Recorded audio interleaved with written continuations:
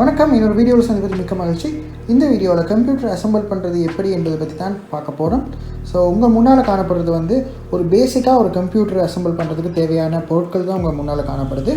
இதில் நீங்கள் மெயினாக பார்க்க வேண்டியது வந்து மதர்போர்ட். நீங்கள் ஒரு பிசி அசம்பிள் பண்ண நினைத்தாலே வந்து 3 விஷயங்கள் வந்து ரொம்ப முக்கியம்.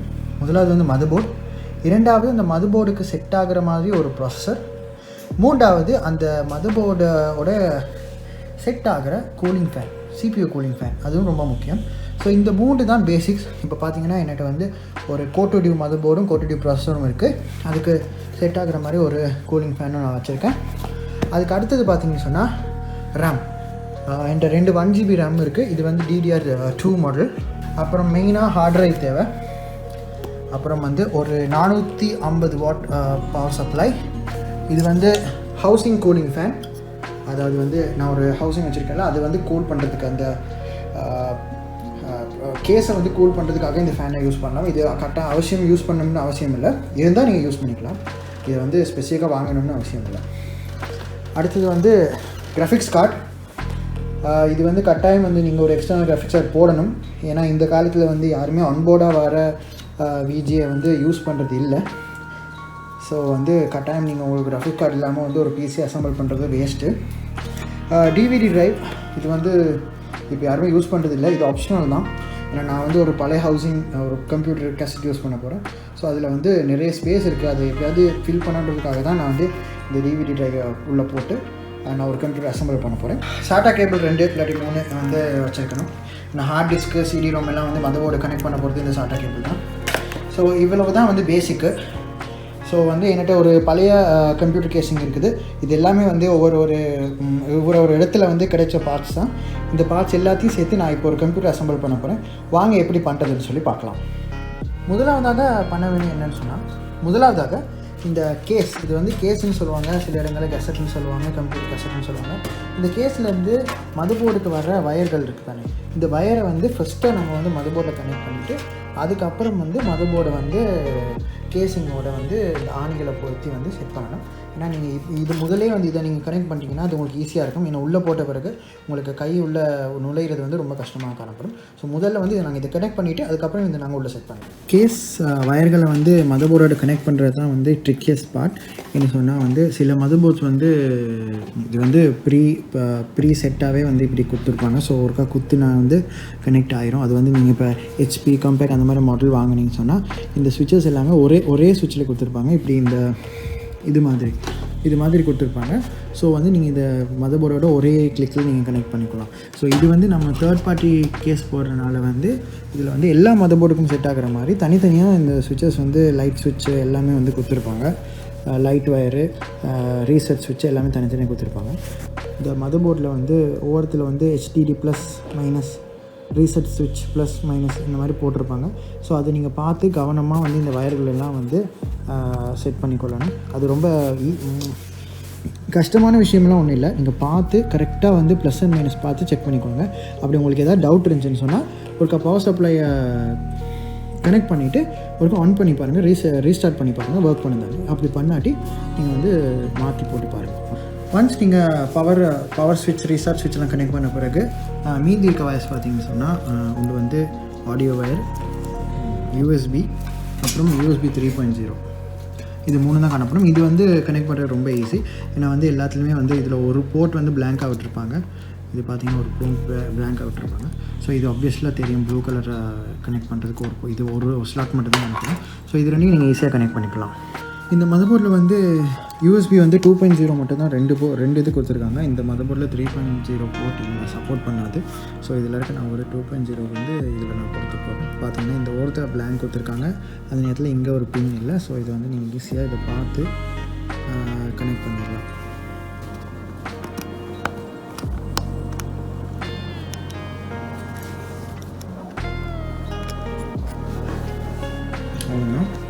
ஸோ வந்து கேஸில் இருக்கா எல்லாத்தையுமே வந்து நாங்கள் இதில் செட் பண்ணிட்டோம். இப்போ வந்து நீங்கள் மதர்போர்டை வந்து கேஸ் உள்ள மவுண்ட் பண்ண வேண்டும். ரீசெட் ஸ்விட்ச், லைட் ஸ்விட்ச் எல்லா வயரும் வந்து கனெக்ட் பண்ணியாச்சு. ஸோ இந்த மதர்போர்டை வந்து நாங்கள் இப்போ கேஸ் உள்ள போட்டு மவுண்ட் பண்ண போகிறோம்.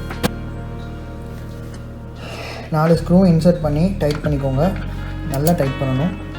மதர்போர்ட் வந்து எப்பயுமே வந்து டைட்டாக இருக்கணும்.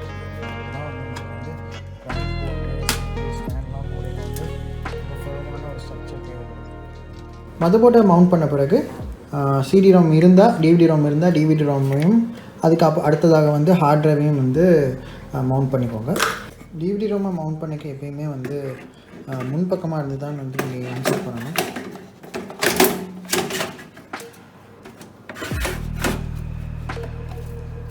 முன்பக்கமாக உங்களுக்கு வேண்டிய இடத்துல வச்சுட்டு இந்த ஆணி போட்டு நீங்கள் டைட் பண்ணுங்கள்.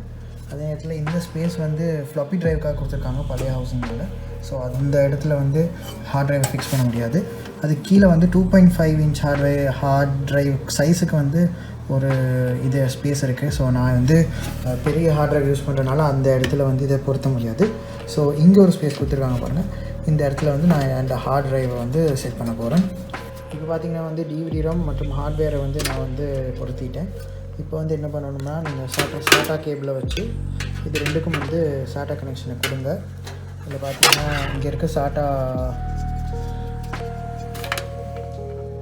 பொறுத்துகிற இடம் சாட்டா 0 சாட்டா 1 இது ரெண்டுலேயுமே வந்து இதுக்கு ஹார்ட் ட்ரைவையும் சாட்டா 1க்கு வந்து சிடி ரோமையும் கொடுத்தீங்கன்னா பூட் ஆகும்போது கரெக்டாக ஆர்டரில் பூட் ஆகும்.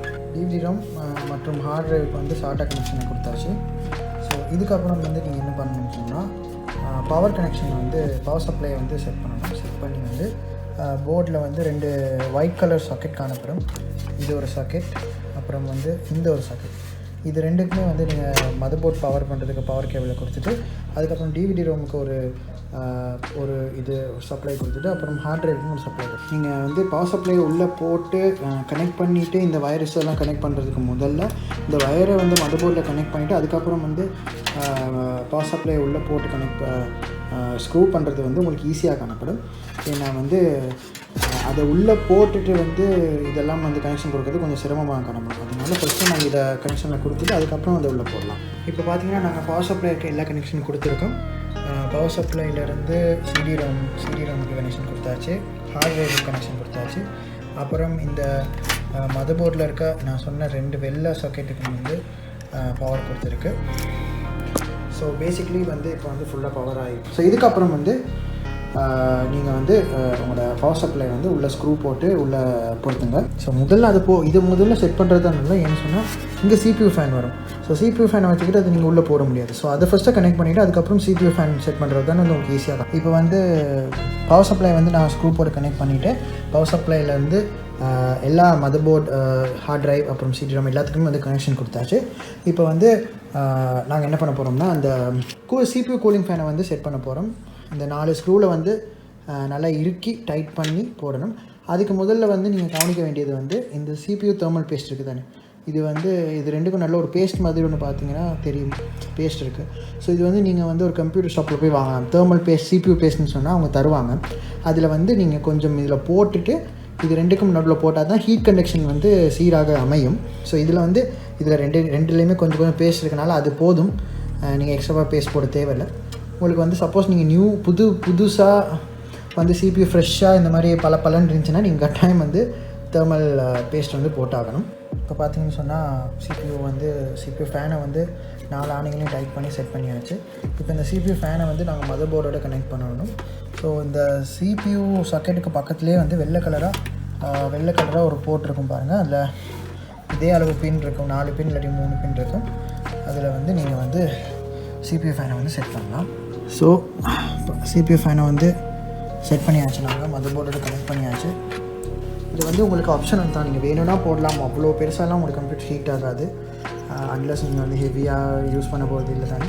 ஸோ இது ஒன்று கேமிங் பிசி இல்லை, அதனால வந்து இது தேவைப்படாது. இது தேவைப்பட்டுச்சு உங்களுக்கு எக்ஸ்ட்ராவாக இருக்குது ஆப்ஷனலாக பண்ணணும்னு சொன்னால் இந்த ஃபேனை வந்து இது வந்து 3 பின் ஃபேன். இதை கனெக்ட் பண்ணுறதுக்கு வந்து ஒரு ப்ரௌன் கலர் போட்டிருக்கும் பாருங்கள், இந்த இருக்க ப்ரௌன் கலர் போர்ட். இந்த போர்ட்டில் வந்து இதை நீங்கள் கனெக்ட் பண்ணிக்கொள்ளலாம். இப்போ நான் இதை கனெக்ட் பண்ண போகிறேன். அடுத்ததாக வந்து நாங்கள் வீடியோ கார்டை வந்து செட் பண்ணணும். அதுக்கு வந்து இந்த black colour video card PCI slot இருக்கும் பாருங்கள். இந்த PCI வீடியோ ஸ்லாட்டில் தான் வந்து இதை நாங்கள் கனெக்ட் பண்ண போகிறோம்.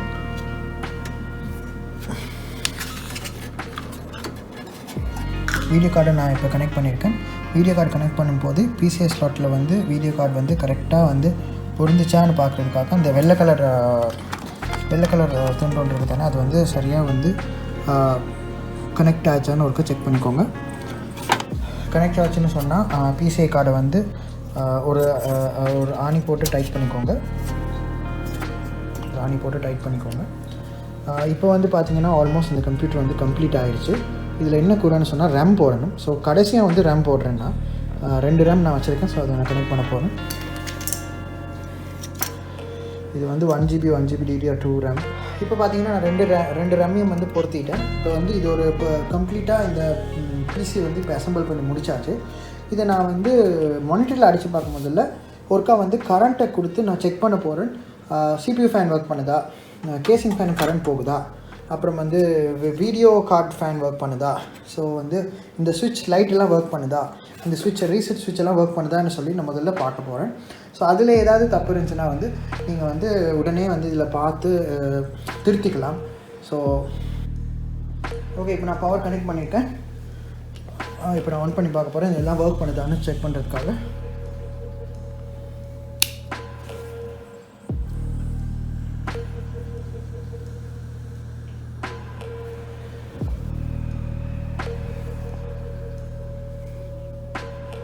பவர் ஸ்விட்ச்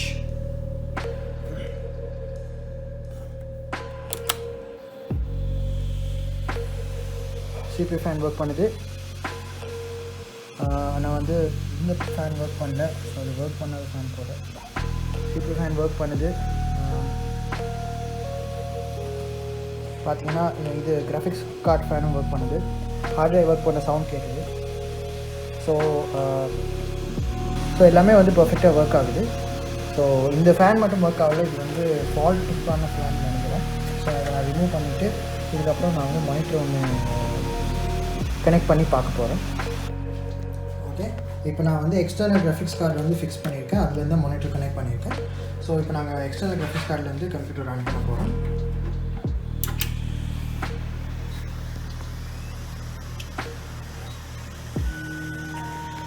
இந்த எக்ஸ்டர்னல் கிராஃபிக்ஸ் கார்டு வந்து ரீட் ஆகுறத பார்த்துங்க.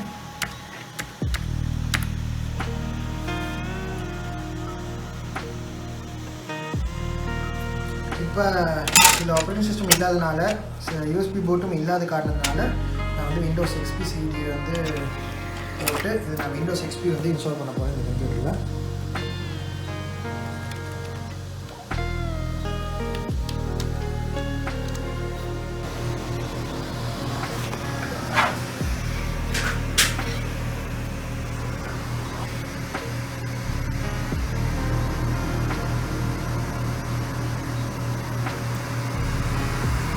ஸோ DVD லைவ் ரொம்ப சவுண்ட் கேட்குது. ஸோ DVD ரீட் ஆகிட்டு.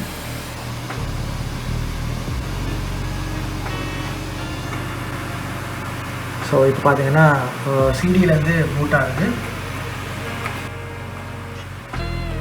விண்டோஸ் XP செட்டப் வந்துடுச்சு. ஸோ இதே மாதிரி உங்களோட ஹார்ட் ட்ரைவ் வந்து பென்ட்ரைவ் வந்து பென்ட்ரைவ் பூட் சப்போர்ட் பண்ணிச்சுன்னு சொன்னால் நீங்கள் பென்ட்ரைவில் ஆப்ரேட்டிங் சிஸ்டத்தை வந்து இன்ஸ்டால் பண்ணிவிட்டு பூட் பண்ணலாம். இதில் வந்து யூஎஸ்பி இல்லாத காரணத்தினால நான் CD போட்டு விண்டோஸ் XP இன்ஸ்டால் பண்ணிகிட்ருக்கேன். இப்போ நான் அசம்பிள் பண்ண பிசியில் வந்து விண்டோஸ் XPயை நான் வந்து இன்ஸ்டால் பண்ணியிருக்கேன். பார்த்தீங்கன்னா வந்து பிசி வந்து ஒரு பிரச்சனையும் இல்லாமல் ஒர்க் பண்ணிகிட்ருக்கு. இப்போ கடந்த 2 மணி நேரமாக வந்து ஒரு பிரச்சனையும் இல்லை. CPU ஹீட் ஆகலை, ஒரு ஹார்ட்வேர் ப்ராப்ளம் வரல. ஸோ இந்த அசம்பிள் வந்து ஒரு சக்ஸஸ் தான். இந்த வீடியோவை பார்த்ததுக்கு நன்றி. இந்த வீடியோ உங்களுக்கு பயனுள்ளதாக அமைந்தால் எங்களுடைய சேனலை சப்ஸ்கிரைப் செய்யுங்கள். எங்கள் சேனலில் வேறு வீடியோக்களையும் பாருங்கள். இந்த மாதிரி நிறைய computer tutorials video, how to do வீடியோஸ்களை காண வந்து எங்கள் சேனலில் பெல் பட்டனை கிளிக் பண்ணி வைங்க. நன்றி. இன்னொரு வீடியோவில் சந்திக்கிறோம்.